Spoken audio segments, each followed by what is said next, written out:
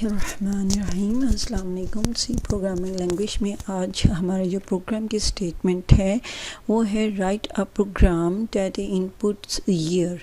जो क्या इनपुट करवाए ईयर को। तो एज अ प्रोग्रामर सबसे पहले हमारे लिए स्टेटमेंट को समझना जो सा है वो लाजमी है ताकि हम इसका सलूशन निकाल सकें। तो प्रोग्राम का तो आंसर हमारे पास आ जाता है हैश इंक्लूड काना.h stdio.h void main and delimiters. Inputs year का मतलब है कि user during the program execution क्या करेगा, एक वैल्यू को इनपुट करवाएगा। अब यहाँ पे वो वैल्यू क्या है, ईयर लिखा हुआ है, मीन कोई नंबर नहीं लिखा हुआ ना कोई और चीज़ लिखा हुआ है। तो ईयर की डाटा टाइप हमने चेक करनी है ये क्या होती है।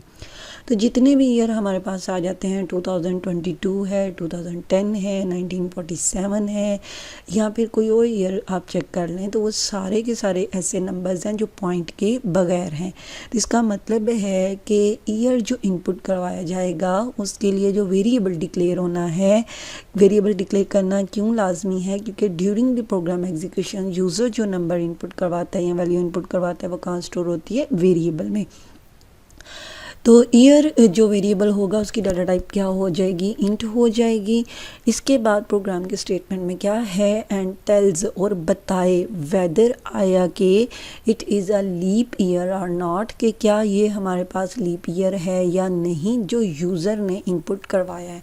अब हम चेक कर लेते हैं कि लीप ईयर कौन से होते हैं। वैसे जो हमारे नॉर्मल ईयर होते हैं उनमें कितने डेज़ होते हैं, 365 डेज़ होते हैं। लेकिन लीप ईयर हर 4 साल के बाद आता है और लीप ईयर की जो डेज़ होते हैं टोटल वो 366 होते हैं। लीप ईयर में फरवरी का जो मंथ होता है उसके डेज़ 28 की बजाय 29 होते हैं। हिंट इसका क्या है कि leap year is divisible by 4। Divisible word is the important in this statement कि लीप ईयर हर 4 साल के बाद आता है। तो जब भी आप किसी ईयर को 4 पर डिवाइड करेंगे तो वो उस पर पूरा पूरा तकसीम हो जाएगा। और प्रोग्रामिंग लैंग्वेज में डिविजिबल का आंसर हम निकालने के लिए किसको यूज़ करते हैं, रिमाइंडर ऑपरेटर को या मॉडुलस ऑपरेटर को। तो यहाँ पर भी हम मॉडुलस ऑपरेटर को यूज़ करेंगे। हिंट देखें कि अगर हम प्रोग्राम बनाते हैं और यूज़र ने इनपुट नहीं करवाया बल्कि एज अ प्रोग्रामर हम उसको एक कांस्टेंट इंटीजर वैल्यू दे देते हैं 2016 एज अ ईयर, और किस वेरिएबल को हम इनिशियलाइज करवा रहे हैं, ईयर को। इनिशियलाइजेशन क्या होती है कि असाइनिंग अ वैल्यू दे देना टू अ वेरिएबल, किसी वेरिएबल को at the time of declaration. और डिक्लेरेशन में डाटा टाइप हमारे पास होती है और वेरिएबल का नेम होता है, साथ में असाइनमेंट ऑपरेटर है। अब देखें इस ईयर को अगर रिमाइंडर ऑपरेटर 4 लगा के हम रिमाइंडर इसका फाइंड आउट करवाना चाहें तो वो क्या आएगा, 0। हमने क्वेश्चन को नहीं चेक करना होता, यानी 4 और फिर हम डिविडेंड और डिवाइज़र में 2016 को अंदर रखते हैं। तो यहाँ पर जब 4 के साथ इसको डिवाइड किया जा रहा है तो क्वेश्चन चेंज है लेकिन रिमाइंडर क्या होगा, वो सेम होगा। इसी तरह 2020 जो सा है उसका यानी 2020 ईयर का क्वेश्चन डिफरेंट निकलेगा लेकिन रिमाइंडर क्या निकलेगा, हमारे पास सेम निकलेगा। It means as a programmer हमने सिंपल क्या करना है, हमारे यूज़र ने जो ईयर वेरिएबल में वैल्यू इनपुट करवाई होगी उसका रिमाइंडर हम किससे ले लेंगे, 4 के साथ। और अगर वो इज़ इक्वल टू, ये ऑपरेटर कौन सा कहलाता है, रिलेशनल ऑपरेटर है, ये कंपैरिजन ऑपरेटर, और इसे हम क्या पढ़ते हैं, इज़ इक्वल टू, ठीक है। और इज़ इक्वल टू ऑपरेटर की लेफ़्ट साइड पे क्या है, 0 है। तो इट मीन्स कि अगर ईयर का रिमाइंडर 4 के साथ लिया जाए और वो 0 आ गया, पहले ये वाला एक्सप्रेशन सॉल्व होगा। अगर वो 0 आ गया और 0 इज़ इक्वल टू 0 हुआ तो फिर इफ़ की कंडीशन क्या हो जाएगी, ट्रू हो जाएगी। ये जो ओवरऑल ईयर से लेके 0 तक है इसे हम कंडीशन कहते हैं और इफ़ में कंडीशन का देना लाजमी होता है इफ़ के कीवर्ड के साथ, और इसके एंड पे हम स्टेटमेंट टर्मिनेटर नहीं लगाते।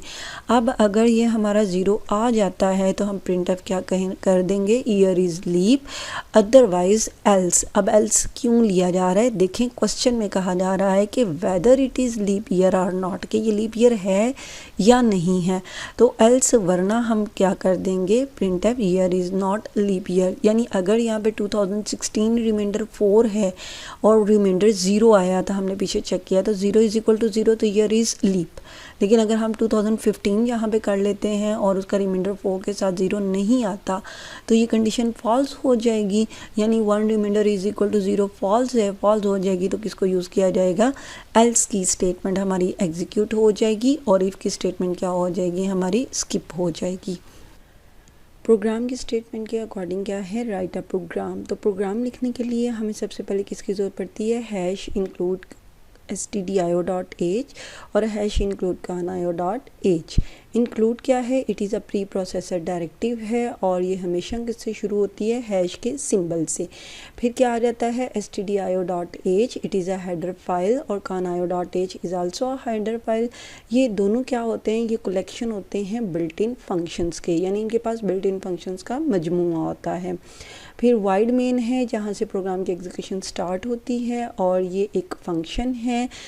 डेलीमीटर्स आ जाते हैं, अगर ये कर्ली ब्रेसेस फंक्शन के नेम के बाद आ जाएं पैरेंथेसिस के बाद, तो फिर हम इसे कहते हैं फंक्शन की बॉडी। ओवरऑल ये क्या है, ये मेन फंक्शन की डेफिनेशन है। नेक्स्ट क्या था, डेट इनपुट अ ईयर। तो इनपुट ईयर करवाने के लिए हम क्या करेंगे, एक वेरिएबल डिक्लेयर कर लेंगे इंट ईयर के नाम से। डिक्लेरेशन के लिए हमें डाटा टाइप चाहिए होती है और इंट डाटा टाइप क्यों ली गई है, ये पीछे हमने डिस्कस किया है कि ईयर हमारे होते हैं ऐसे नंबर जो पॉइंट के बगैर हैं। तो सो हमने इंट डाटा टाइप के साथ ईयर नेम से एक वेरिएबल डिक्लेयर कर लिया है। इसके बाद हम कौन सा फंक्शन कॉल करेंगे, क्लियर स्क्रीन, CLR जो प्रीवियस आउटपुट को क्या कर देगा, क्लियर कर देगा। फिर इनपुट करवाने के लिए क्या किया जाता है, यूज़र को मैसेज दिया जाता है लाजमी प्रिंट एफ स्टेटमेंट के थ्रू कि कंप्यूटर वेट कर रहा है किसके लिए, कंप्यूटर कोई वैल्यू यूज़र कोई वैल्यू जो सा है वो एंटर करे। तो क्या हम एंटर करवा रहे हैं, एंटर आ ईयर। यहाँ तक भी हम स्टेटमेंट लिख सकते हैं या आगे हम और भी टाइप कर सकते हैं, enter a year to check leap or not, कि ये चेक करने के लिए कि ये ईयर जोन सा आप एंटर कर रहे हैं LEAP लीप, ये लीप ईयर है या नहीं है, ठीक है, आर नॉट, ताकि यूज़र को वाजिया पता चले कि वो किस लिए, प्रॉपर उसको क्लियरली पता हो वो किस लिए ये वैल्यू एंटर कर रहा है। फिर हम किस फंक्शन को यूज़ करते हैं, स्कैनएफ फंक्शन को। ये किस हेडर फाइल का फंक्शन है, ये stdio.h हेडर फाइल का फंक्शन है। इसके दो पैरामीटर्स होते हैं, एक फॉर्मेट स्ट्रिंग के अंदर हम हमेशा क्या देते हैं, फॉर्मेट स्पेसिफाइज देते हैं। फॉर्मेट स्पेसिफाइड का सिंबल ये परसेंटेज है और डी जोन सा है ये सिंबल किसके लिए रिप्रेजेंट कर रहा है कि जिस वेरिएबल में वैल्यू इनपुट करवाई जाएगी during the program execution, user जो इनपुट करेगा और उसे स्टोर करवाई जाएगी, उस वेरिएबल की डाटा टाइप क्या है, इंटीजर है। तो डैट्स वाई यहाँ पे फॉर्मेट स्पेसिफाइड डी दी की है। एड्रेस ऑपरेटर है, एड्रेस ऑपरेटर हमें बताता है कंपाइलर को कि ईयर वेरिएबल जो है वो मेमोरी में किस लोकेशन के अंदर ऑक्यूपाई हुआ है, कितने बाइट उसने मेमोरी में किस जगह के लिए में है। अब इफ़ की कंडीशन क्यों लगाई जा रही है, सिलेक्शन स्ट्रक्चर क्यों लिया जा रहा है, पीछे हमने देखा है या प्रोग्राम की स्टेटमेंट क्या है कि यूज़र जो नंबर एंटर करता है, जो ईयर एंटर करता है वो हमने बताना है कि लीप है या नहीं है। अब ये याद रखें, इन येलो कलर की ब्रैकेट के दरमियान में जो लिखा गया है year reminder 4 is equal to 0, ये कंडीशन कहलाती है। इसमें ईयर रिमाइंडर 4 क्या है, ये अरिथमेटिक एक्सप्रेशन है। पहले ईयर डिवाइड होगा 4 के साथ और रिटर्न क्या करेगा हमें, रिमाइंडर। अगर रिमाइंडर 0 हुआ और फिर इज़ इक्वल टू वो इस कांस्टेंट 0 के इक्वल आ गया, तब आपकी इफ़ के कीवर्ड की कंडीशन क्या हो जाएगी, ट्रू हो जाएगी।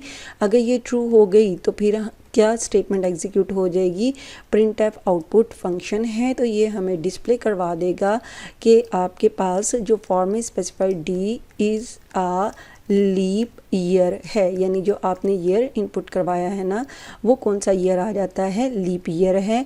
और जो मैसेज हमने डिस्प्ले करवाना होता है उसको हमेशा डबल कोटेशन के अंदर लिखा जाता है। इज़ अ लीप ईयर ये टेक्स्ट है, ये एज इट इज़ प्रिंट होगा, आउटपुट आएगी हमारी कंसोल विंडो पे। जबकि फॉर्म में स्पेसिफाइड डी किस लिए लिया गया है, क्योंकि ये किस वेरिएबल की वैल्यू को डिस्प्ले करवाएगा, ईयर के वैल्यू की, ईयर के जो सा हमारे पास वेरिएबल है उसकी वैल्यू को डिस्प्ले करवाएगा जो यूज़र ने इनपुट करवाई हुई है। एल्स, अब एल्स क्यों लिया जा रहा है, हमने प्रोग्राम की स्टेटमेंट में देखा है कि whether the year is leap और नॉट, तो आपका ईयर जो है वो या तो लीप होता है या लीप ईयर नहीं होता। तो एल्स स्टेटमेंट कब चलेगी, जब यूज़र कोई ऐसा ईयर का नेम या ईयर टाइप कर देता है जो कि लीप नहीं है, तो तब उसको हम बता देंगे कि जी ये वाला ईयर जो सा है वो क्या नहीं है, is not a leap year, कि ये लीप ईयर नहीं है हमारे पास। मोर ओवर देखें, जब आपका प्रोग्राम एग्जीक्यूट होगा तो आपको सिर्फ और सिर्फ वो वाली स्टेटमेंट स्क्रीन पे नज़र आएंगी कंसोल विंडो में जो प्रिंट एफ में लिखी गई हैं।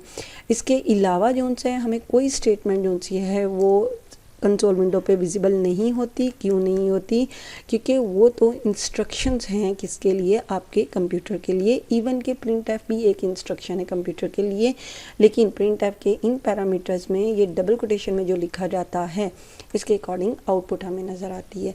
इसके बाद क्योंकि C is a high level language है, इसके सोर्स कोड को हमने पहले क्या करवाना है, ऑब्जेक्ट कोड में कन्वर्ट करवाना है। उसके लिए हम क्या कौन सी की प्रेस करेंगे, Alt+F9। Alt+F9 क्या है, तो कंपाइलिंग में कोई एरर नहीं है। तो फिर इसके बाद हम करेंगे Ctrl+F9 यानी प्रोग्राम को एग्जीक्यूट करेंगे। Now our computer is waiting for the input from the user. Computer अब वेट कर रहा है कि यूज़र को इनपुट करवाए। तो फॉर एग्जांपल यहाँ पे इनपुट करवा दिया जाता है 2020, ठीक है, ये एक ईयर है हमारे पास।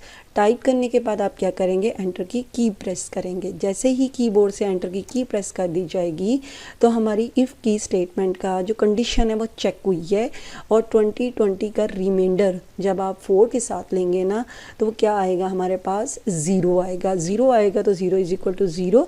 तो कौन सी स्टेटमेंट हमारी एग्जीक्यूट हो जाएगी, ये वाली के year is a leap year.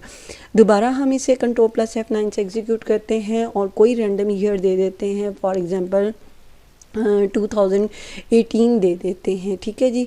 Enter की प्रेस करते हैं और 2018 is not a leap year, क्योंकि ये लीप ईयर इसलिए नहीं है, लीप ईयर हमेशा 4 साल के बाद आते हैं, ठीक।